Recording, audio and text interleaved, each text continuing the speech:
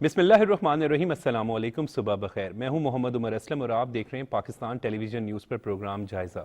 Programme جائزہ میں آج کی اچھی بات، امیر وہ ہے جس کے دل میں دوسروں کے لیے احساس ہو۔ پروگرام جائزہ میں آج جن خبروں پر ڈسکشن کی جائے گی وہ آپ سے شیئر کر لیتے ہیں۔ ترکیہ کا 100 سالہ یوم جمہوریہ، نگران وزیر اعظم کی مبارکباد۔ 2006 میں دہشت گردی کے بعد بند سبی ریلوے ٹریک 17 سال کے طویل انتظار کے بعد بحال، جبکہ پروگرام میں آج انتخابات کے قریب آتے ہی سیاسی جماعتیں متحرک ہوگی، اس پر بھی ڈسکشن کی جائے گی، جبکہ پاکستان کے سازگار ہوتے سیاسی و معاشی حالات بھی آج ڈسکشن ہوگی، اور اسی طریقے سے غزہ کی صورتحال پر بھی پروگرام میں ڈسکشن ہوگی۔ ان ٹاپکس پر ڈسکشن کے لیے اسٹوڈیو میں موجود مہمانوں سے آپ کا تعارف کروا دیں۔ سینئر صحافی تجزیہ کار میاں سیف الرحمان صاحب ہمارے ساتھ موجود ہیں۔ میاں صاحب آپ کا بہت بہت شکریہ۔ سینئر صحافی تجزیہ کار سجاد انور صاحب ہمارے ساتھ موجود ہیں۔ سجاد صاحب آپ کا بھی بہت بہت شکریہ۔ بہت مہربانی۔ تجزیہ کار احمد وڑائچ ہمارے ساتھ موجود ہیں۔ احمد آپ کا بھی بہت بہت شکریہ۔ میاں صاحب، پاکستان اور ترکیہ کے تعلقات ہمیشہ سے ہی جو ہیں وہ محبت کے، ہمارا اسلامی برادر ملک بھی ہے اور بڑے بہترین تعلقات ہیں۔ نگران وزیر اعظم انوار الحق کاکڑ صاحب نے مبارکباد بھی دی ہے 100 سالہ مکمل ہونے پر، کیا کہیں گے اس پہ؟ ہاں دیکھیں، یہ جو 100 سالہ ان کا جو یوم جمہوریہ منایا جا رہا ہے، اس کے پیچھے تو ان کے جو غازی مصطفیٰ کمال جو اتا ترک تھے، جی، ان کی ساری جد و جہد تھی۔ اس کے بعد یہ یوم جمہوریہ بنا۔ پہلے تو وہ سلطنت تھی، خلافت تھی، اس کے بعد یہ جو نیا نظام وہاں پہ آیا جس کو اب 100 سال ہو گئے ہیں، اس کے اوپر انہوں نے مبارکباد دیا، اور پھر اس میں انہوں نے قائد اعظم کا وہ جو ترک کے جو سفیر تھے ترکیہ کے پہلے، ان کے ساتھ جو مکالمہ تھا اس کا بھی ذکر کیا کہ انہوں نے کہا جی اب ہم دونوں آزاد مملکتیں ہیں اور ایک دوسرے کو فائدے کے لیے باہمی تعاون کی اس طرح ہم راستے اپنے بڑھائیں گے، اپنے تعلقات بڑھائیں گے۔ تو پاکستان کا تو پہلے بھی ان کے ساتھ ایک اسٹریٹجک معاہدے بھی ہیں۔ آپ کو پتہ ہے ان کی high level strategic cooperation council ہے پاکستان اور ترکیہ کی۔ اس کے علاوہ اسٹریٹجک اکنامک فورم ہے، اور بہت سے شعبوں میں ترکیہ نے ہمیں بہت ساری ہیلپ بھی کی ہے۔ انویسٹمنٹس بھی ہے، سرمایہ کاری بھی ہے، سرمایہ کاری ہے آپ کے لاہور میں، ویسٹ مینجمنٹ کا اور بہت سے، اور توانائی کا بھی کچھ منصوبے ہیں جن پہ وہ ہمیں رہنمائی کر رہے ہیں۔ تو اس میں پاکستان کا ان کے ساتھ کافی تعاون ہے، اور ہر لحاظ سے پاکستان کا جو اصولی موقف ہے جہاں پہ بھی ڈپلومیٹیکلی، اس کے اوپر بھی وہ ہمارا ساتھ دیتے ہیں۔ اور ترکیہ کا بنیادی طور پہ جو اس وقت دنیا کے جو اقوام عالم میں ایک بڑا مقام ہے، حالانکہ اس کے بھی اس وقت اکانومی کے اوپر دباؤ ہے، اور وہ دباؤ بھی باوجود ہے، یعنی کہ اس میں ایسے ممالک بھی ہیں جو اندرون خانہ کی سازشیں کر کے، آپ کو پتہ مالیاتی نظام کو بھی ہائی جیک کیا ہوا ہے چند ایک نیٹ ورکس نے۔ لیکن اس کے باوجود جسے ہم کہتے ہیں نا انگریزی میں ریزیلینٹ نیشن، ترکیہ ایک بڑی بہادر اور جری قوم ہے جو ہر مقابلہ، ہر مشکل کا مقابلہ کرتے ہیں، اور اردوان کی قیادت میں، صدر جو طیب اردوان ہیں ان کی قیادت میں بھی انہوں نے اپنی منزلیں طے کی ہیں، اور اس کا بھی ذکر کیا انوار الحق کاکڑ نے اپنا جو ان کو پیغام بھیجا، اس میں کہا ہے کہ جی you have made many Strides, آپ نے بہت ترقی کی ہے، بہت منازل طے کی ہیں، بہت مراحل طے کی ہیں کامیابی کے۔ اور پاکستان کا پہلے بھی اس میں اب جو ہمارا تعاون کے ساتھ چل رہا ہے، زراعت ہے، صحت ہے، اور دفاع ہے، دفاع کے شعبے میں بھی ہمارا ان کے ساتھ تعاون ہے، اور اسٹریٹجک معاملات ہیں، آپس میں باہم مشورہ بھی ہم کرتے ہیں ہائیسٹ لیول پہ، جس میں مشکل وقت میں بھی ترکیہ اہم ہمیشہ پاکستان کا فیصلے ساتھ جو دیتا ہے، علاقائی یا دنیا کے گلوبل ایشوز ہیں، اور پاکستان کا جہاں بھی کبھی کچھ سٹینڈ لینا پڑے تو اس میں ہمیشہ ترکیہ آگے ہوتا ہے۔ صحیح، فورس رائٹ، ہاں بالکل، اور صحیح کہہ رہے ہیں۔ اور سجاد صاحب، ترکیہ کا شمار پاکستان کے مخلص دوستوں میں ہوتا ہے۔ جی بالکل، دیکھیں میاں صاحب نے ایک بیک ڈراپ بتایا ترکی اور پاکستان کے تعلقات کا، اور دیکھیں ایک معاہدہ تھا پاکستان، ایران اور ترکی کا، یاد ہوگا RCD، وہ بھی اکنامک کوآپریشن کا ہی معاہدہ تھا۔ بیسیکلی پاکستان اس ریجن میں مڈل ایسٹ کے ساتھ ایران اور پھر آگے یورپ کے ساتھ ترکی، یہ ایک بڑا ہی شاندار ایک الائنس تھا ایک زمانے میں۔ تو آج بھی جو دنیا کی سیاست کی تبدیلیوں کے باوجود ترکی اور پاکستان بہت قریب ہیں، اور خاص طور پہ اردوان جب سے آئے ہیں انہوں نے پاکستان کے ساتھ ری ایشور کیا اپنے پرانے تعلقات کو، اور پاکستان نے بہت کچھ سیکھا بھی ہے، ڈیولپمنٹ، انفراسٹرکچر ڈیولپمنٹ۔ شہباز شریف صاحب نے خاص طور پہ 3-4 چیزوں کو بالکل ترکی سے انسپائر ہو کے، جیسے میٹرو سسٹم ہے ہمارا، میٹرو سسٹم کافی حد تک آپ کا ترکی سے مماثلت رکھتا ہے. ہمارا ٹرانسپورٹ سسٹم یہ جو ریڈ کلر کی بسز جو چلتی ہیں یہ بھی آلموسٹ ترکی کے ساتھ ہی اس کا اشتراک تھا. پھر جو ویسٹ مینجمنٹ اس کا, تو میرا خیال ہے کہ پاکستان کو بہت کچھ مزید بھی سیکھنے کی ضرورت ہے ترکیہ کی جو ڈیولپمنٹل پروجیکٹس ہیں اس سے, اور ان کا خاص طور پر جو نظام انصاف ہے جو انہوں نے وقت کے ساتھ ایوالو کیا. دیکھیں ترکیہ بھی ایک طرح سے ایک زمانے میں جب صاحب صاحب نے ذکر کیا کہ وہاں پہ خلافت تھی اور ایک طرح سے ٹرائبل ایک سوسائٹی تھی, وہ ایک ٹرائبل سوسائٹی سے ایک سیولائز سوسائٹی کا سفر طے کیا انہوں نے 100 سالوں میں. تو پاکستان بھی اسی راستے پر ہے. ہم نے ابھی جو ہیومن رائٹس ویلیوز ہیں ان کو بھی درست کرنا ہے, نظام انصاف کو بھی درست کرنا ہے, اور اپنے ہیومن ریسورس کو بھی ڈیولپ کرنا ہے اسی طرح جیسے ترکیہ نے کیا. تو ہمارے لیے سیکھنے کے لیے بہت کچھ ہے ترکیہ سے, اور پاکستان میں بے پناہ ایسے ایریاز ہیں جہاں پہ ترکیہ کی انویسٹمنٹ. بالکل آپ درست بات کہہ رہے ہیں کہ آپ ابھی ڈولفن فورس کی بھی جیسے ابھی تھوڑی دیر پہلے میں نے بتایا ڈولفن فورس کا آئیڈیا آلموسٹ وہ ترکیہ کی ہی ایک پولیس فورس تھی, اس سے لیا گیا تھا. اور میں نے خود اس کا مشاہدہ کیا ہے کہ خاص طور پہ نظام انصاف جیسے ان کا جوڈیشل سسٹم انہوں نے بنایا ہے اپنا, اور جیسے انویسٹیگیشن کا نظام ہے ان کا, وہ بڑے کوئک جلدی ان کے فیصلے ہوتے ہیں اور جلدی لوگوں کو انصاف ملتا ہے. پاکستان کو اس ضمن میں بھی, پاکستان کو یہ جو کلونیل جسٹس سسٹم ہے نا یہ جو پرانا, اس کو کچھ تبدیل کرنے کی ضرورت ہے. اس میں لوگوں کی ساری زندگی گزر جاتی ہے انہی مقدمات میں, لیکن آپ انصاف کے بغیر آگے نہیں بڑھ سکتے. تو جب تک پاکستان ریفارم نہیں کرے گا ماڈرن ملکوں کی طرح, اور ہمیں دور جدید کے مطابق ایگزیکٹلی, اور ترکیہ جیسے دوست ملکوں میں جن کا ماضی ہم سے ملتا جلتا ہے, جن کی اقدار ہم سے ملتی جلتی ہیں, انہوں نے ان اقدار اور اس پاسٹ کے ساتھ رہتے ہوئے اپنے آپ کو جیسے ڈیولپ کیا. پاکستان کے لیے یہ شاندار ماڈل ہے ترکیہ. بالکل ٹھیک کہہ رہے ہیں. اور احمد نگران وزیر اعظم نے کہا ہے کہ پاکستان ترکیہ مضبوط اقتصادی شراکت داری سے تعلقات مزید مستحکم ہوں گے. پاکستان کے ابھی بھی تعلقات کے حوالے سے بات کریں تو جب مخلص دوستوں کا ذکر آتا ہے تو ترکیہ بھی سر فہرست ہوتا ہے. دیکھیے سب سے پہلے تو یہاں بیٹھ کے انہیں جو ان کی 100 سالہ تقریبات ہیں اس کے اوپر ہم دلی طور پر مبارکباد بھی پیش کرتے ہیں. اور جہاں تک پرائم منسٹر کا تعلق ہے اور جس سیکوینس کے ساتھ پرائم منسٹر پاکستان نے کیئر ٹیکر نے جو بات انہوں نے کی ہے وہ بڑی ایک اچھی بات انہوں نے کہی ہے کہ ہمارا ایک اقتصادی ان سے تعلق رہا ہے. دیکھیے میں سمجھتا ہوں کہ ہم دونوں ایک قوم ہیں لیکن الگ الگ ریاستوں میں بسے ہوئے ہیں. ہمارا ان کے ساتھ ایک سیاسی, سماجی, اخلاقی, معاشرتی اور یہ اقتصادی جو ہے یہ ایک بڑا گہرا تعلق ہے جو ہمارا ان کے ساتھ ایک نسل در نسل جو چلتا آ رہا ہے. اس میں یہ ہے کہ انہوں نے جس طریقے سے پاکستان کو سپورٹ کیا ہر معاملے میں, اور جس طرح ہمیں جو قرارس پر جس طرح ہم نے ایک جدوجہد کے بعد جو ہم یہاں پر آئے تو سب سے پہلے ہمیں ترکی نے تسلیم کیا تھا 1947 میں, اور اس کے بعد بھی ہر مشکل وقت میں جہاں پر ہمیشہ مخلص دوست ہونے کا ثبوت دیا ترکی نے. جہاں پر اگر انفراسٹرکچر کی جس طرح بات کی جا رہی لاہور نہیں بلکہ پورے پاکستان میں جو ہمارے ایک انٹرنیشنل لیول کے جو بھی معاہدے رہے ہیں اس کو ہماری جو تائید حاصل رہی ہے وہ ترکیہ نے سب سے پہلے ہماری تائید کی ہے. اور انٹرنیشنل پلیٹ فارم کے اوپر کھڑے ہو کر بھی جیسے کشمیر جیسے موقف کو بھی ترکیہ نے ہمیشہ ہمیں سپورٹ کیا سفارتی طور پر.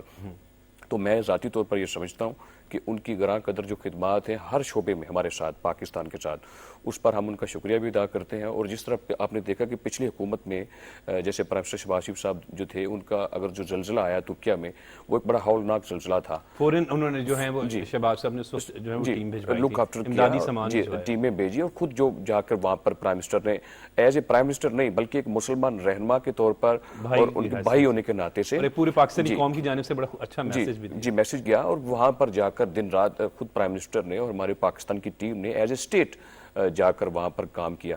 تو یہ بڑا خوش آئین ہے. ہم ترکیہ کے ساتھ جو ہیں وہ ان کے ساتھ کھڑے ہیں, ہر لحاظ سے کھڑے ہیں. ہم ان کی خوشی کو اپنی خوشی سمجھتے ہیں, ہم ان کی تکلیف جو ہے اس تکلیف کو اپنی تکلیف سمجھتے ہیں, اور ہر لحاظ سے ہم ترکیہ کو سپورٹ کرتے رہیں گے.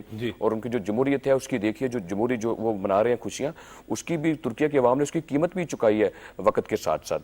اور آج جو ان کی خوشیاں ہیں وہ بالکل ان کی بنتی ہیں 100 سال کے بعد جس طرح وہ جمہوریت ان کی پروان چڑھی. وزیر اعظم انوار الحق کاکڑ صاحب اسی لیے ان کو مبارکباد بھی دے رہے ہیں. اور مزید میاں صاحب اگر بات کریں تو جو ہے وہ مزید بہتر تعلقات کے حوالے سے مختلف شعبوں میں سرمایہ کاری اور جو اس پر بھی بات چیت ہوتی رہتی ہے پاکستان اور ترکی کے درمیان. بالکل. دیکھیں یہ ڈپلومیٹک تو آپ کے ایکسچینجز ہوتے رہتے ہیں ویسے بھی روزمرہ کی بنیاد پہ. جیسے میں نے کہا نا ایک کنسلٹیٹو پروسیس جن ممالک میں اچھے تعلقات ہوں جیسے پاکستان, ترکیہ, اور جیسے ابھی میرے بھائی نے سجاد صاحب نے بتایا وہ RCD کا جو پروجیکٹ تھا ریجنل کوآپریشن فار ڈیولپمنٹ, اس کے تحت باقاعدہ صنعتیں بھی قائم ہوئی تھی. ایک باقاعدہ بڑی مشہور ہوئی تھی RCD بال بیرنگ. بال بیرنگز بنتے تھے اور وہ بہت سے ممالک کو وہ برآمد بھی کیے جاتے تھے اور وہ بڑا کامیاب چلا تھا وہ کام. لیکن وہ بعد میں پھر ایک اس کو ECO میں تبدیل کیا گیا کہ اس علاقائی, دیکھیں نا دنیا میں جو علاقائی تعاون کی تنظیمیں ہیں, آسیان ہے, وہ بہت مؤثر ہے.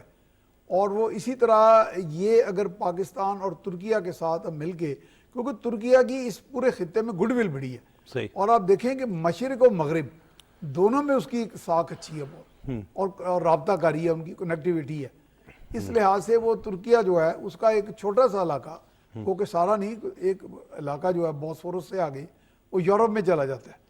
تو ہر لحاظ سے وہ پاکستان کے لیے, چونکہ پاکستان کے ان کے آزمودہ دوستوں والے, آزمودہ بھائیوں والے پاکستان کی طرح ان کی بھی جغرافیائی جو ہے وہ پوائنٹ جو ہے, ہاں جی, جغرافیائی طور پہ بھی تو پاکستان تو ویسے بھی یعنی ان ممالک کے بالکل ساتھ ان کی سرحدیں ملتی ہیں. پاکستان اور ترکیہ کے ذریعے ہم جیسے پہلے بھی ایک منصوبہ تھا, تو اس منصوبے میں یہی تھا RCD کے تحت کہ ہم آگے یورپ تک ہماری رسائی ہوگی, کنیکٹیوٹی. اب دیکھیں نا, اب اس وقت CPEC نے بہت بڑا وہ اس میں ایک چینجز لے آئے ہیں سارا, اور وہ بھی ماضی کا. آپ دیکھیں کہ ماضی میں اگر آپ چلے جائیں تو تاشکند سے اس کا نقطہ آغاز ہوتا تھا. صحیح. تو تاشکند بھی آپ دیکھیں نا ترکیہ کے ساتھ آگے, اور افغانستان سے ادھر اوپر سینٹرل ایشین ریپبلکس جو ہیں, تو ان کے ساتھ کنیکٹیوٹی بن جاتی ہے. تو یہ وہاں سے سلک روٹ چلتا تھا. تو یہ آپس میں بر اعظم جو تھے وہ کنیکٹڈ تھے سارے. جی. تو اب بھی یہ ہے کہ پاکستان ترکیہ کے ذریعے یہ ہمیں ایک بہت سپورٹ ہے, یعنی نہ صرف مورل سپورٹ ہے, مٹیریل سپورٹ ہے ایک دوسرے کو. جیسے ابھی احمد صاحب نے بتایا کہ آپ کے فلڈز کے دنوں میں بھی جو 2010 میں آئے بڑی تباہ کاریاں ہوئیں, 2022 میں آئے, تو ترکیہ کی طرف سے آپ نے دیکھا کہ بڑی ہمیں امداد ملی. اس طرح مجھے یاد پڑتا ہے سابق وزیر اعلیٰ جب تھے شہباز شریف صاحب کے ساتھ میں گیا مظفر گڑھ, وہاں طیب اردوان جو ہاسپٹل بنا ہے وہ دیکھنے کے قابل ہے. میاں صاحب میں اس میں تھوڑا سا ایڈیشن کر رہا ہوں کہ پاکستان کی محبت آپ دیکھیں, پاکستان بھی کتنی محبت کرتا ہے ترکیہ کے ساتھ, کہ ہسپتال کا نام مجھے یاد ہے ویلنشیا کے قریب ایک جو ہے وہ ہے جو ہے اس کا نام بھی جو ہے وہ اسی طریقے سے رکھا گیا ہے. تو پاکستان کی بھی بہت ان سے محبت. وہ میں نے بتایا کہ آپ کو 100 بیڈ کا ہاسپٹل ہے وہ مظفر گڑھ میں, حالانکہ وہ ایک آپ پسماندہ علاقے کہہ لیں نا, اور اس میں ایسے میں نے مشینری دیکھی کہ باقاعدہ MRI کا نظام, بون ڈینسٹی یونٹ, وہ میں نے اپنی آنکھوں سے دیکھا. جو بون ڈینسٹی یونٹ تو لاہور جیسے بڑے علاقے میں کئی جگہ پہ, جنوبی پنجاب میں ایک بہترین یعنی بہترین ایک فیسلٹی ہے, اور وہ سارا ادھر سے ہی ہمیں ملی تھی ساری, یہ تعاون ملا. اور ایکسپرٹیز میں بھی وہ بہت آگے ہیں, دفاع کے شعبے میں بھی, جیسے بھی انہوں نے بتایا کہ پولیس کا نظام, انویسٹیگیشن کا نظام. اس لیے وہ اپنے طور پہ دیکھیں نا, وہ تو ویسے نیٹو الائی بھی ہیں, اس حوالے سے بھی ان کا ایک اپنی امپورٹنس ہے, ان کی ایک رابطہ کاری ہے دنیا بھر میں. میاں صاحب 2006 میں دہشت گردی کے بعد بند سبی ریلوے ٹریک 17 سال کے طویل انتظار کے بعد بحال ہو گیا. نہیں دیکھیں, اس کو صرف سبی تک نہ محدود کریں. بنیادی طور پہ دہشت گردی کے خلاف پاکستان نے, انگریزی میں کہتے ہیں بیئر دا برنٹ, ہم نے اس میں بہت قربانیاں دی ہیں, بہت نقصانات اٹھائے, بہت ساری پریشانیاں بھی آئیں, مالی طور پہ بھی, اور شہادتیں جو ہوئیں ان کا تو حساب ہی کوئی نہیں. تو یہ کچھ ایسے علاقے تھے جو بڑے سینسیٹیو تھے, بڑے حساس تھے, ان پہ پھر ہمارے فورسز کے یعنی ان کے مشورے سے پھر بند کر دی گئی تھی یہ ساری کراسنگ وغیرہ. لیکن اب یہ ہے کہ اس لیے یہ اس میں اچھی خبر ہے کہ یعنی اب ہم محسوس کر سکتے ہیں کہ وہاں پہ وہ سیکیور ہو گیا علاقہ. تو یعنی مسلح افواج نے وہ باقاعدہ پورا ایک پلاننگ کر کے, ایک پوری اسٹریٹجک پلاننگ کے ساتھ اس علاقے کو محفوظ کر دیا ہے دہشت گردوں کے جو آمد و رفت تھی وہ. تو اس حوالے سے اس کو دیکھیں کہ یہ صرف سبی کراسنگ نہیں ہے. اب تو آپ دیکھیں یہ ہمارے ہاں جو افغانز جو غیر قانونی بیٹھے تھے, غیر قانونی, ان کا بھی انخلا شروع ہے. تو اس لیے کہ ہم نے اب پوری نشاندہی کر لی ہے. گو کہ تھوڑی تاخیر بھی ہوئی, ماضی میں کچھ حکومتوں نے بڑی دیر کر دی کچھ فیصلے کرنے میں, نہیں تو یہ بہت سارا یہ جو ناسور تھا دہشت گردی کا، اس پہ ہم بہت پہلے قابو پا لیتے. تو یہ چیزیں ایسی پاکٹس تھیں، جیسے لاہور جیسے راولپنڈی جیسے شہروں میں کئی ایسی پاکٹس تھیں جہاں افغان شہری تو بنیادی طور پہ وہ بھی امن پسند ہے ہماری طرح، لیکن ان کے اندر ان کی صفوں میں کچھ ایسے لوگ شامل ہو کے آ جاتے تھے، ان کے ہم نسل اور ہم وطن جو پناہ لے لیتے آگے اور نقصان آپ کے امن کو پہنچاتے تھے، اور اپنے ملک کو بھی انہوں نے نقصان پہنچایا. تو اس لیے بین الاقوامی سطح پہ بھی اب کوششیں ہوئی ہیں. پاکستان نے بھی اس میں ایک بڑا فیصلہ کیا، مضبوط مستحکم فیصلے کیے ہیں، اور آگے بڑھے ہم کہ ہم ملک کو امن کا گہوارہ بنائیں گے. جی اس پر سجاد انور صاحب سے بات کریں گے، لیکن وقت ہو رہا ہے بریک کا.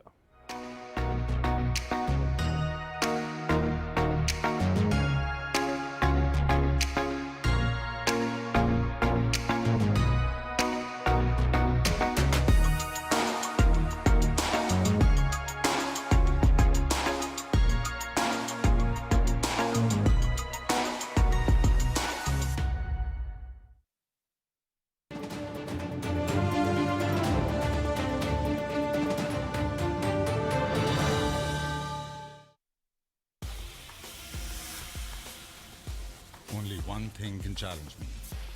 Panther tires. Our grip, our focus are the same. There is a new king in town. King 56. Panther tires, level ही हो रहा है. There is a new king in town.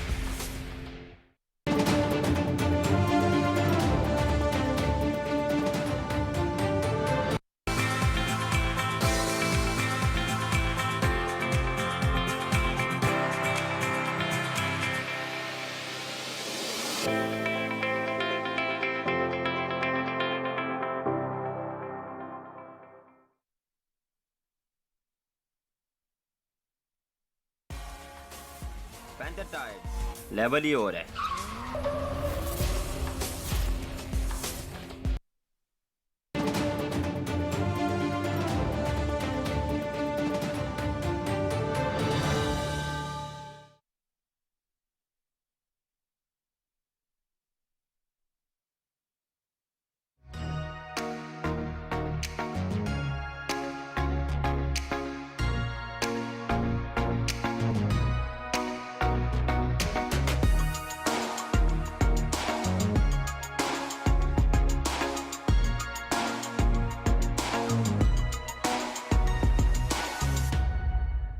Welcome back. Sajjad Anwar صاحب، ابھی ہم بات کر رہے تھے سبی ریلوے ٹریک کو جو ہے وہ بحال کر دیا گیا ہے.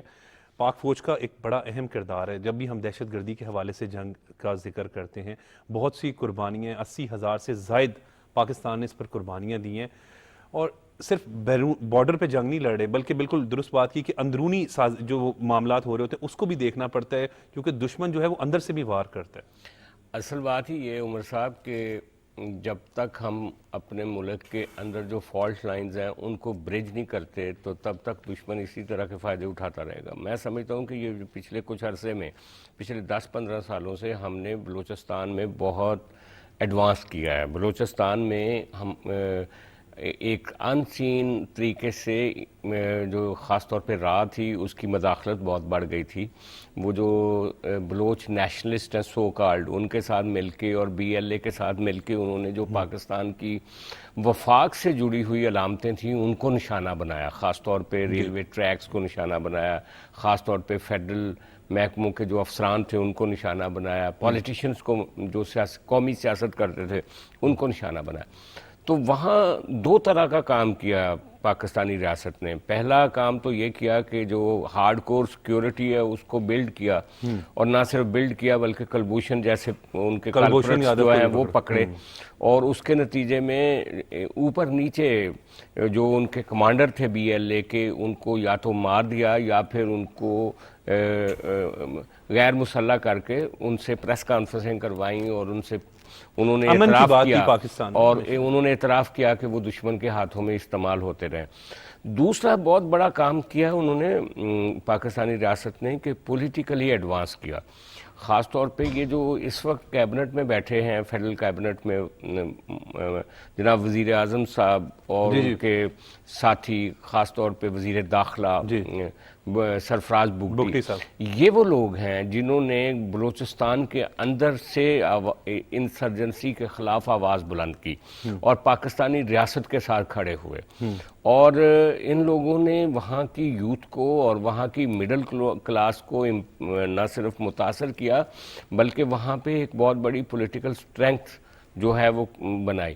تو اس وقت پاکستان انف کانفیڈنٹ ہے. یہ جو جیسے سبی کراسنگ، یہ جو ریلوے ٹریک بحال ہوا ہے، اسی طرح اور بھی دیکھیں گوادر تک یہ جو خاص طور پہ سی پیک ہے، سی پیک کا پروجیکٹ ہے، اس کو انتہائی محفوظ طریقے سے گوادر یہ عام بات تک نہیں، سی پیک پہنچانا بڑا اہم ہے، بڑا اہم ہے. اور اس کو نشانہ ہی بلوچستان میں راہ کے ذریعے انڈیا بنا رہا تھا اور راہ کے ایجنٹس کے ذریعے. دشمن تو سجاست کبھی بھی نہیں چاہتا نا کہ پاکستان ترقی کرے، جان کی تفرقہ بازی یا کوئی لڑائی کرنے کی کوشش جو ہے وہ ہمیشہ، کیونکہ انڈیا یہ سمجھتا ہے کہ یہ جو گیم چینجر ہے پاکستان کی اکانومی کے حوالے سے جو سی پیک ہے، تو اس کو ایک خاص طور پہ انہوں نے نشانہ بنایا، کیونکہ پاک چائنا ریلیشنز جو ہیں وہ انڈیا کے لیے ایک نائٹ میئر ہے. صحیح. وہ بھارت ہمیشہ پاکستان کو ایک تنہا ملک کے طور پہ ٹریٹ کرتا تھا، لیکن آپ دیکھیں کہ اسلامی ملکوں سے کہیں بڑھ کے چائنا پاکستان کی ہر آزمائش میں ہمارے ساتھ کھڑا رہا.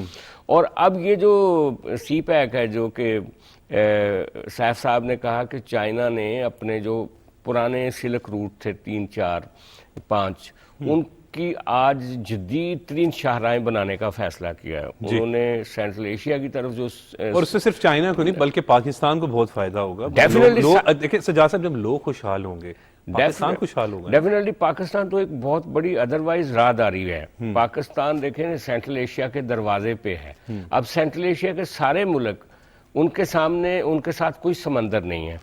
افغانستان، پھر اس کے اوپر یہ چائنا نے یہ جو ایک بہت بڑا اکنامک کوآپریٹو کا یہ جو راستہ کھلا ہے، یہ بہت بڑی اپرچونٹی ہے. پاکستان ان ساری چیزوں کو کیپچر کر جاتا ہے اور سکیور کر کے ان کو امپلیمنٹ کر جاتا ہے اور ان سارے ملکوں کے لیے ایک دروازہ بن جاتا ہے، تو صرف ہم راہداری پہ اربوں ڈالر کما سکتے ہیں. صحیح، بالکل ٹھیک کہہ رہے ہیں. احمد کیسے دیکھ رہے ہیں ریلوے ٹریک جو ہے وہ سبی کا، وہ تقریباً 17 سال کے بعد ہے اس کو دوبارہ بحال کیا گیا؟ اچھا، ابھی 2 ایشو تقسیم کر لیں اس بات کو.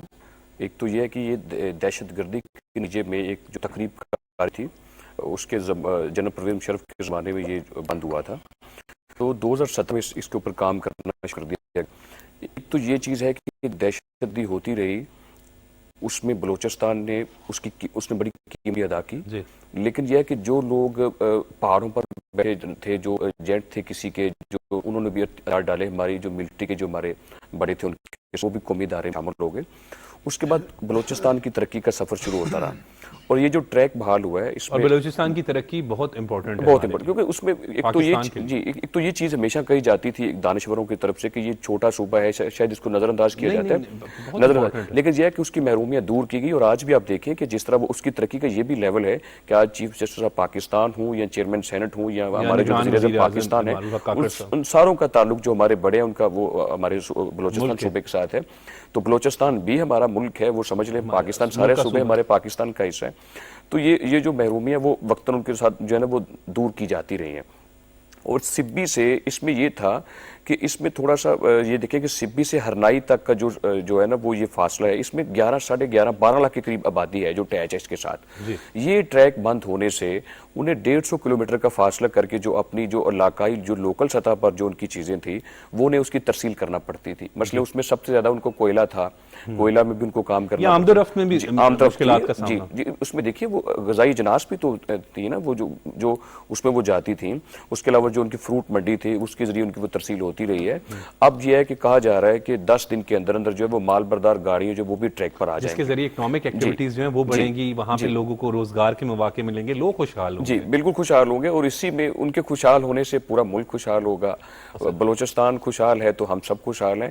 اور یہ ٹریک کا بحال ہونا یہ بڑی اچھی بات ہے اور یہ خوشی کی بات ہے، تھوڑی تاخیر سے ہی، لیکن یہ ہے کہ یہ بہت بہتر فیصلہ ہوا ہے، اس کو بحال کر دیا گیا ہے. اس سے یہ ہے کہ عام رفت بھی ہے، چیزوں کی ترسیل بھی ہوگی، اکنامک طور پر جو زون ہے وہ بھی بہتر ہوگا، اور لوگوں جو 11-12 لاکھ کی آبادی ہے وہ بھی اٹیچمنٹ ان کی زیادہ بہتر ہو جائے گی. اور وہ صرف احمد 11-12 لاکھ کی آبادی نہیں ہوگی، اس سے آپ دیکھیں جب لوگ کنیکٹڈ ہوں گے، بزنس شروع ہوگا، ایک کاروبار شروع ہو جاتا ہے. لوگوں کی آمد و رفت ہو جاتی ہے, اکنامک ایکٹیویٹی تیز ہو جاتی ہے. بالکل دیکھیے تیز ہوگی. 11-12 لاکھ سے مراد تھوڑی آبادی نہیں ہے, ایک بہت بڑا ایک حدود اربع ہے جس کو آپ اٹیچ کر رہے ہیں ایک ٹریک کے ذریعے سے. ایک ٹریک بند ہونے سے آپ کو 150 کلومیٹر کا فاصلہ طے کرنا زیارت کا علاقہ بھی جڑے گا سر. جی ٹھیک ہے نا. اب یہ ہے کہ یہ علاقہ اٹیچ ہونے سے آپ کی جو ترسیلات ہے وہ وقت کے ساتھ بڑی تیزی سے بہتر ہو جائیں گی. حکومت وقت جو ہے اس نے بڑا اچھا کام کیا ہے ہماری ملٹری کے ساتھ مل کر.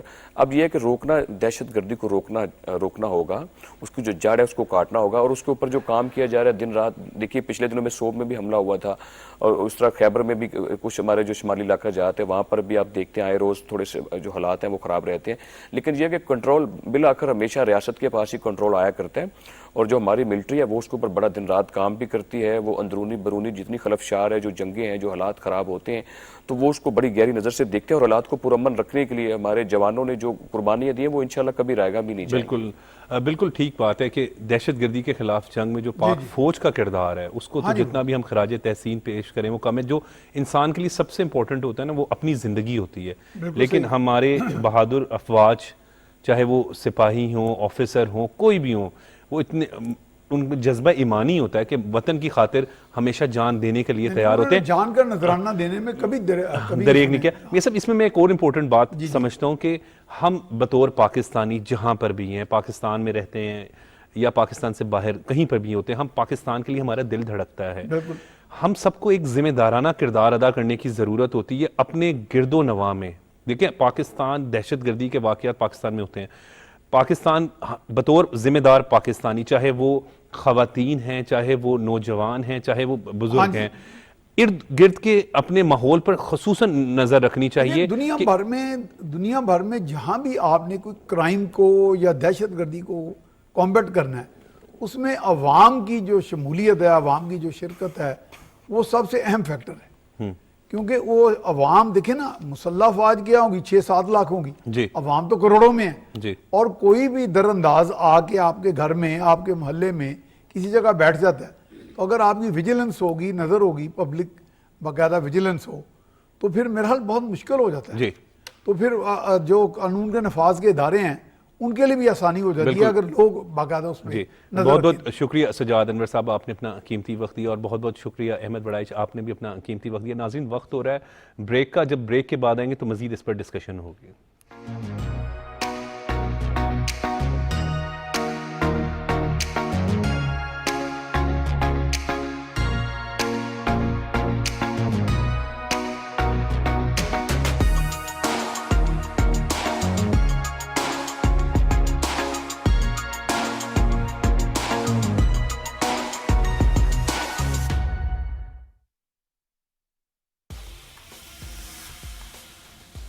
Only one thing can challenge me. Panther tires. Our grip, our focus are the same.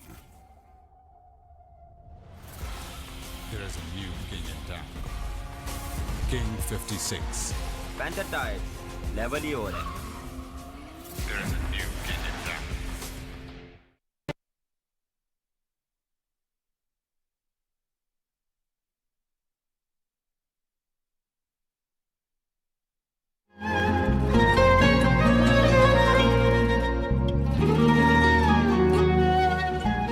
اقرأ باسم ربك الذي خلق.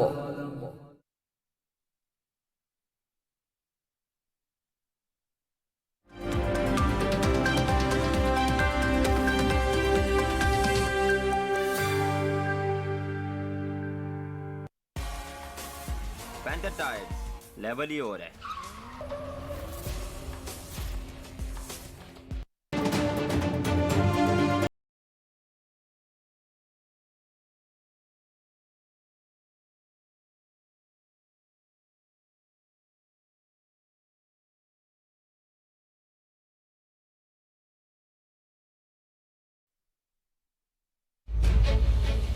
ہم بات کریں گے سیاست کی. بیوقوف بنانا بڑا آسان ہے اور یہ سمجھانا کہ تمہیں بیوقوف بنایا جا رہا ہے، یہ بڑا مشکل ہو گیا۔ ایک پولیٹیکل پارٹی یہ سمجھ رہی ہے کہ ہم اب بھی حکومت میں، ہم بات کریں گے حکومت کی، اپنی دنیا میں تھے اسی میں رہیں گے، اسی میں واپس چلے جائیں گے انشاءاللہ۔ بات کریں گے معیشت کی، آئین کی، ریاست کی۔ یہ بھی لگتا ہے کہ جو میاں صاحب کے عزائم اور خواہشات ہیں وہ پوری نہیں ہو رہی۔ پابندی لگائی جاتی ہے پی ٹی آئی پر، پھر انتخابات ہوتے ہیں تو پھر تو صاف شفاف نہیں ہوگی۔ جب بھٹو صاحب اسیسینیٹ بھی ہو گئے پھر بھی الیکشنز ہو گئے تھے۔ نیا ہوگا انداز۔ پی ٹی وی پہ کے میرے پہ سے یہ سوال کرو کہ بس کرو چھوڑو۔ 7 بجے گوہر کے ساتھ صرف پی ٹی وی نیوز۔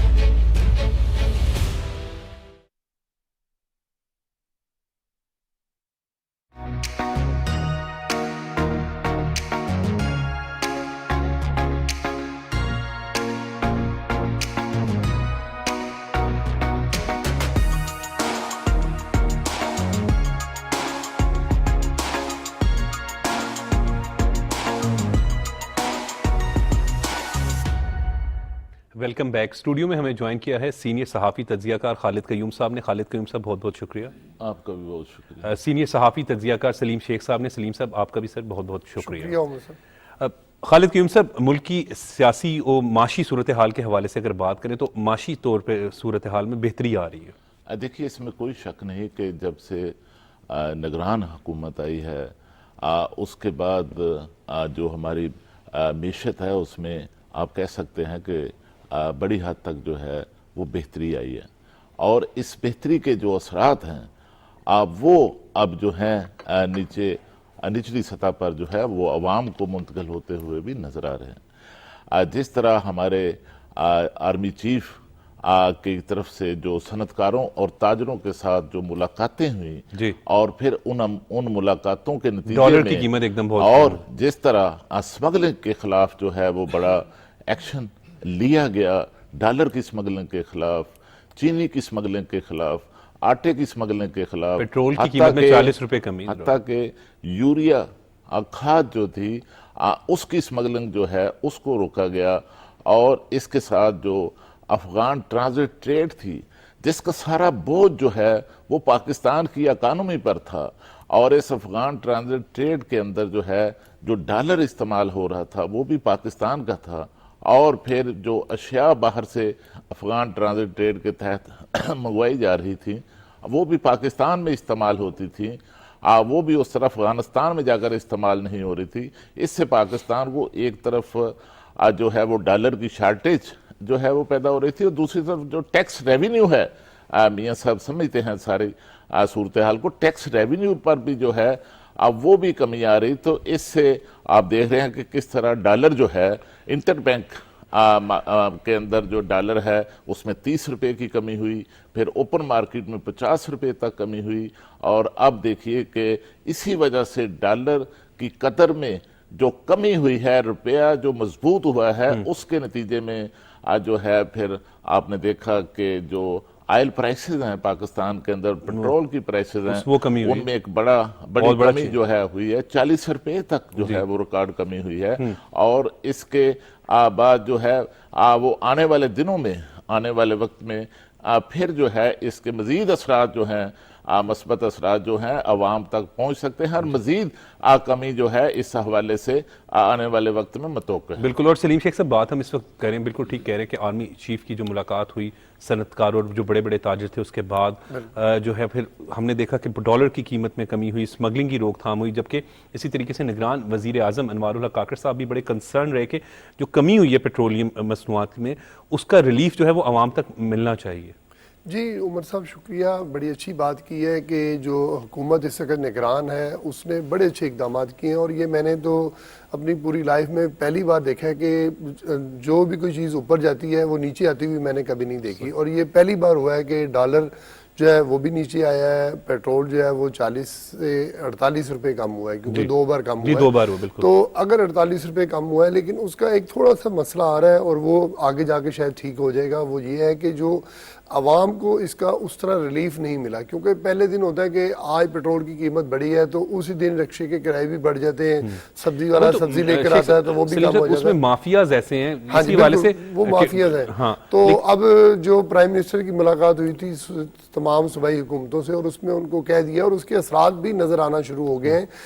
ابھی پچھلے دنوں جو ہے وزیر اعلیٰ پنجاب محسن نقوی خود جو ہے، میں ان کے ساتھ موجود تھا، وہ کرائے چیک کرنے چلے گئے بادامی باغ اڈے پر، اور اس طرح ساری چیزیں انہوں نے چیک کی، اور پھر فوری طور پر انہوں نے موقع پر بڑے ایکٹیو بھی ہیں، اور ان کی سپیڈ بھی اتنی ہے کہ کافی لوگ جو ہیں وہ پیچھے رہ جاتے ہیں، کہ پیچھے رہ جاتے ہیں، ہم خود جو ہے ان سے پیچھے رہ جاتے ہیں۔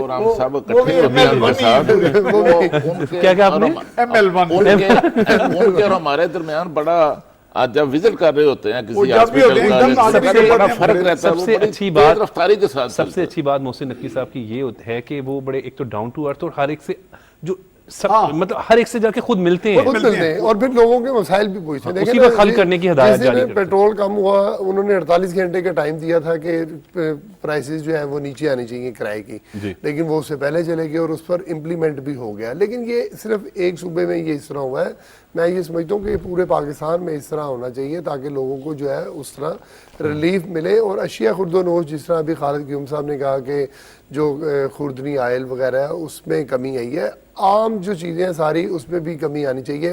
مرغی کی قیمت جو ہے وہ کافی حد تک کم ہو گئی ہے، لیکن ابھی میری کل ایک مرغی فروش سے بات ہو رہی تھی تو انہوں نے کہا یہ ایک کارٹل ہے، انہوں نے پھر جو ہے وہ مرغی خریدی اور گاڑیوں میں ہولڈ کر لی، اور اس کے بعد جو ہے وہ فوری طور پر جو ہے وہ 20 روپے کا جو ہے وہ جمپ آیا ہے مرغی کی قیمت میں۔ اور یہ اب یہ چھوٹے چھوٹے جو مافیاز ہیں نا، ان کی کمر توڑنی ضروری ہے، اور اس کے لیے جو ہے وہ کیونکہ قیمتوں کا جو تعین ہے وہ سارا جو ہے اب صوبائی حکومتوں کے حوالے سے، اور جو وزیر اعلیٰ پنجاب محسن نقوی ہیں انہوں نے بڑی حد تک کام کیا ہے، تمام ایڈمنسٹریشن چیف سیکرٹری کو بھی انہوں نے اسی کام پر لگایا ہوا ہے کہ آپ مجھے بتائیں، کمشنرز کو بھی لگایا ہوا ہے، ایون کہ پولیس جس کا کام نہیں ہے ان کو بھی کہتے ہیں کہ آپ ان کی معاملت کریں کہ جا کے جو ہے نا کہیں جا کے جو ہے خرابی پیدا نہ ہو۔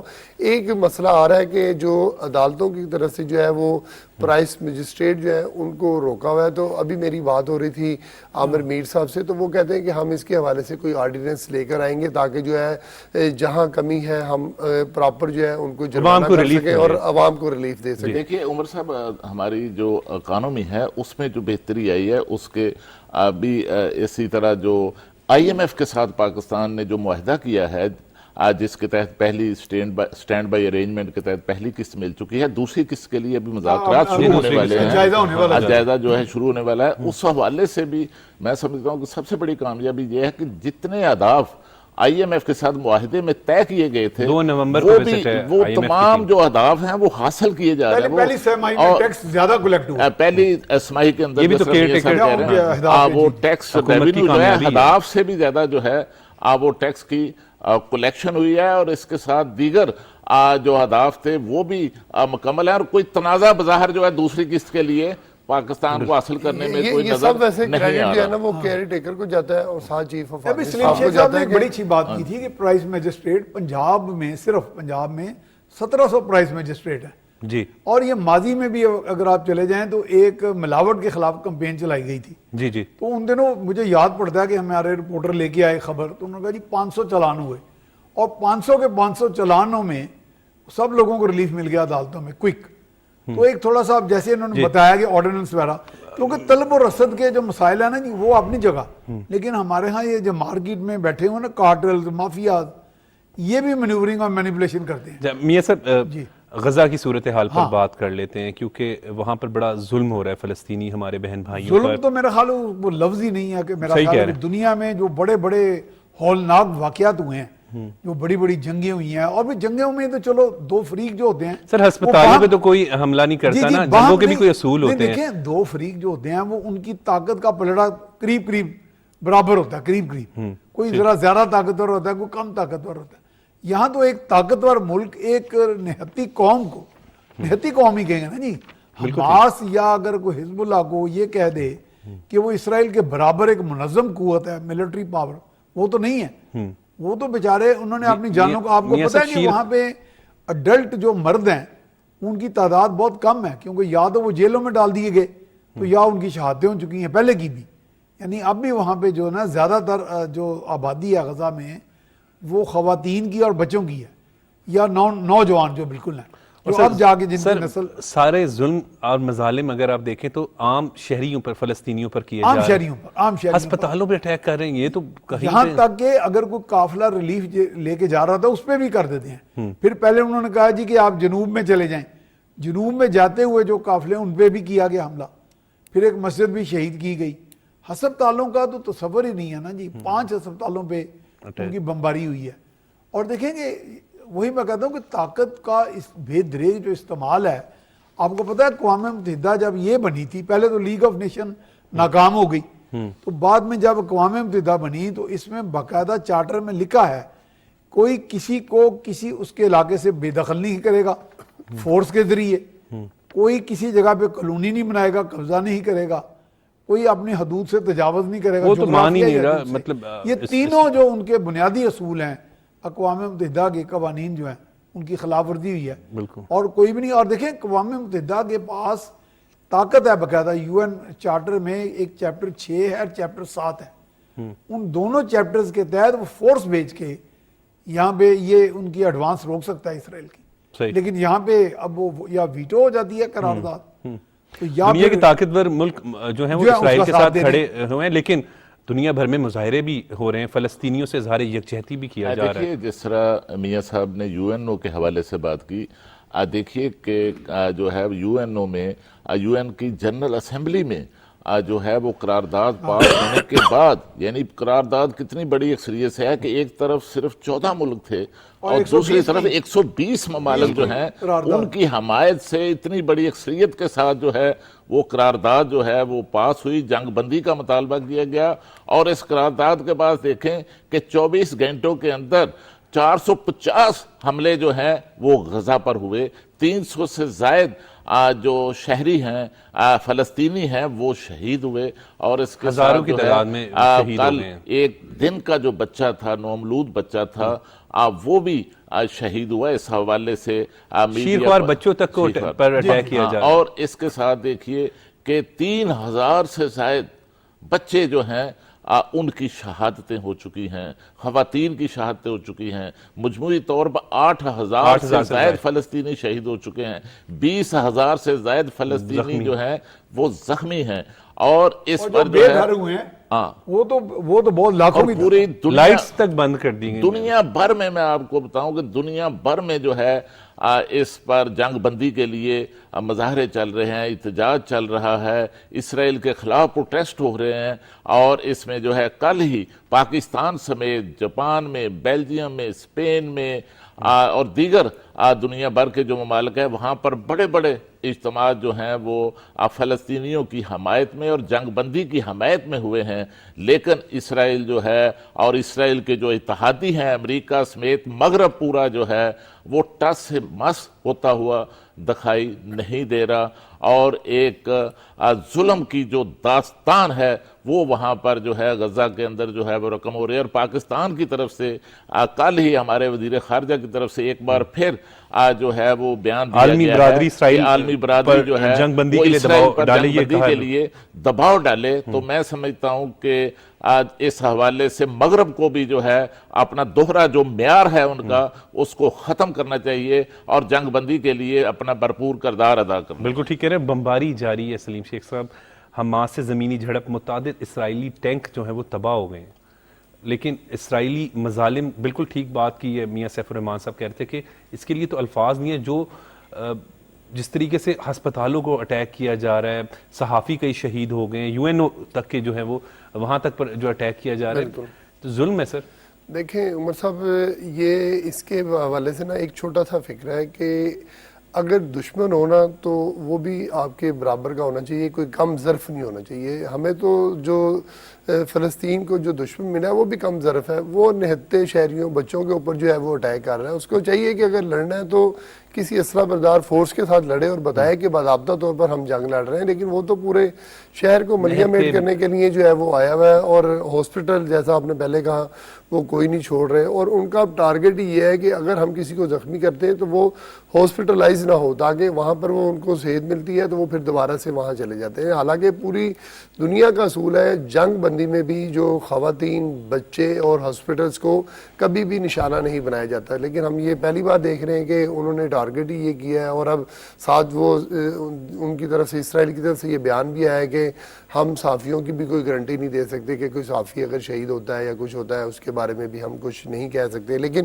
دوسری طرف ان کو یہ خوف بھی ہے کہ یہ جب جنگ انہوں نے جو آج خود شروع کی ہے اس کے بعد انہیں بہت خوفناک جواب دینے پڑیں گے، اور جواب تو اب انہیں دینے پڑیں گے۔ اگر دنیا میں ایک گلوبل ولیج میں رہنا ہے تو پھر اسرائیل کو جو ہے اس کے حساب سے رہنا پڑے گا، لیکن یہ جو بڑی طاقتیں ہیں جس میں امریکہ اور جو یورپ ہے، اس کو چاہیے کہ اگر اس نے دنیا میں امن قائم کرنا ہے تو امن کے حوالے سے جو ہے وہ ایک دوگلی پالیسی سے ہٹ کے جو ہے نا وہ ایک میرٹ پر کام کرے، اور وہ دیکھے کہ صرف جو ہے نا وہ انسانی جانوں کو بچانے کے حوالے سے اقدامات کرنے چاہیے۔ اس میں یہ نہیں دیکھنا چاہیے کہ کس کا کس مذہب سے تعلق ہے اور وہ کون کس لیے لڑ رہا ہے، لیکن جو نہتے شہریوں پر اب UN بھی کہہ رہی ہے کہ جی ہم اپنے جو لوگ ہیں ہمارے وہ بھی ڈسپلیس ہو گئے، ان سے بھی رابطہ نہیں ہے، آج شاید اجلاس بھی ہونا ہے ان کا، اور اس میں جا کے جو ہے وہ کوئی قرارداد پیش ہوتی ہے نہیں ہوتی۔ اب دیکھنا تو یہ ہے کہ اسرائیل جو جنگ لڑ رہا ہے اور اس کے جو ساتھ دے رہے ہیں، امریکہ جو اپنے ساتھ فوجی بھیج رہا ہے، تو وہ باز آتے ہیں یا نہیں باز آتے ہیں؟ دنیا بھر میں احتجاج بھی ہو رہا ہے اسرائیلی مظالم کے خلاف۔ جی احتجاج میں سمجھتا ہوں بہت بڑے بڑے احتجاج ہوئے ہیں، ملینز مارچ ہوئے ہیں، اور وہ باقاعدہ یہودی بھی ہاں جی احتجاج کر رہے ہیں۔ آپ کو دیکھیں یہودی اور صہیونی جو طاقتیں ہیں کبھی آپس میں فرق ہے، تھوڑا فرق ہے، اور انہوں نے بھی احتجاج کیا ہے، لیکن وہ نہیں ہے یہ جو وہاں پہ نے بات کی ہے کہ آج بھی سلامتی کونسل کا، آج UAE کی درخواست پر سلامتی کونسل کا اجلاس ہو رہا ہے، اور بدقسمتی یہ ہے کہ سلامتی کونسل کا اجلاس تو روزانہ کسی نہ کسی ملک کی طرف سے درخواست پر ہوتا ہے، لیکن ویٹو کر دی گئی، روس کی قرارداد ویٹو کر دی گئی تھی، اور یہ ویٹو کا جو اختیار ہے اس سے بھی میں سمجھتا ہوں کہ یہ سلامتی کونسل بذات خود ایک چودراہٹ کا ایک سیٹ اپ ہے، چودراہٹ کا کہ جی ہم طاقتور 5 ملک جو ہیں۔ سر آپ یہ دیکھیں کہ غزہ کی اگر ہم صورتحال کے حوالے سے بات کریں تو بھوک، پیاس، لائٹس بند کر دی گئی ہیں۔ ایک دوست بتا رہے تھے کہ تقریباً اگر ابھی بھی ادویات اور کھانے پینے کی اشیاء پہنچائی جائیں تو تقریباً 1.5 سے 3 کلومیٹر مسلسل ٹرک جائیں تو غزہ کی میں جو ہے وہ ادویات تسلسل برقرار ہی نہیں ہے، تسلسل ہے ہی ہے کہ بھوک اور پیاس کا یہ عالم ہے کہ وہاں پر جو ہے وہ لوگوں نے اب جو مراکز ہیں وہ اشیاء خورد و نوش فراہم کرنے کے لیے UN کی طرف سے جو وہاں پر سینٹرز قائم کیے گئے ہیں، وہاں سے لوگوں نے خود جو ہے جا کر اٹھانا شروع کر دیا جا کر، اور وہ بھی ابھی اس وقت ہم دیکھیں تو سلیم صاحب ساری صورتحال کو بچے ہیں وہاں پر، ان کو بھی اٹیک کیا جا رہا ہے، چھوٹے چھوٹے معصوم بچے ہیں، کس طریقے سے وہ اٹھا کے ویڈیوز جو آ رہی ہیں سوشل میڈیا پہ وائرل ہو رہی ہیں، جو عالمی برادری کے چیمپئن بنے پھرتے ہیں، جو ممالک ہیں، جو طاقتور ممالک ہیں، وہ اس وقت کہاں ہیں؟ اصل بات تو یہ ہے کہ اس کو جنگ بندی ہونی چاہیے۔ اصل تو المیہ یہی ہے کہ جو اس دنیا کے گنڈے بنے ہوئے، میں ان کو گنڈے کہوں گا، کہ ان گنڈوں کی وجہ سے یہ صورتحال یہاں پر پہنچی ہے۔ ان کو چاہیے کہ اپنا کردار ادا کریں، اگر کردار ادا نہیں کرنا گنڈا گردی کو پیچھے کریں، پھر جو ہے اسرائیل اور فلسطین اگر بیچ میں شامل رہتا بھی ہے تو پھر اسرائیل اور فلسطین جو ہے اپنا رول خود ادا کریں گے، لیکن اب اسرائیل کے ساتھ جو ہے وہ پوری دنیا کے بدماش اکٹھے ہو گئے ہیں، اور وہ غزہ اور جو فلسطین کے تھوڑے سے لوگ ہیں، نہتے ہیں، ان کے پاس کوئی ایسا وہ راکٹ نہیں ہے، کوئی ایسی نہیں ہے کہ وہ جنگ کر سکیں، تو لہذا اگر جنگ کرنا بھی ہے تو ایک باضابطہ طور پر جنگ کا اعلان کریں تاکہ جو ہے وہ پتہ چلے۔ لیکن میں یہ سمجھتا ہوں کہ صورتحال جو ہے وہ انتہائی گمبھیر ہوتی جا رہی ہے، اور اگر اس کو کنٹرول نہ کیا گیا تو آئندہ چند دنوں میں جو ہے یہ آگ پوری دنیا کو بھی اپنی لپیٹ میں لے سکتی ہے، اور جو بیٹھے ہوئے سوچ رہے ہیں نا کہ ہم غزہ پہ جا کر جو ہے وہ اتنے حملے کریں گے کہ وہ نظر نہیں آئے گا اور نام و نشان مٹ جائے گا، تو پھر جو یہ الفاظ استعمال کر رہے ہیں ان کے اپنے نام و نشان مٹنے کا جو ہے وہ اندیشہ پیدا ہو گیا ہے، ان کو بھی کوئی نظر نہیں آئے گا یہاں پر۔ جی میاں صاحب بالکل درست کہہ رہے ہیں کہ آگ یہ پھیل جائے گی پھر تو نہیں، یقیناً دیکھیں جنگ ہمیشہ جنگ سے نہیں جائے گی، جنگ امن سے جاتی ہے، امن سے جاتی ہے۔ تو دنیا میں یہ جو ابھی تک ایک پورا گھسا پٹا نظام چل رہا ہے امن کا، سلامتی کونسل کا کنسپٹ جیسے میں نے کہا ہے کہ وہ چودراہٹ کی بنیاد پہ چل رہا ہے نا، دنیا کو ہیجمنی والی جو پاورز ہیں چودراہٹ والی وہ ڈکٹیٹ کر رہی ہیں۔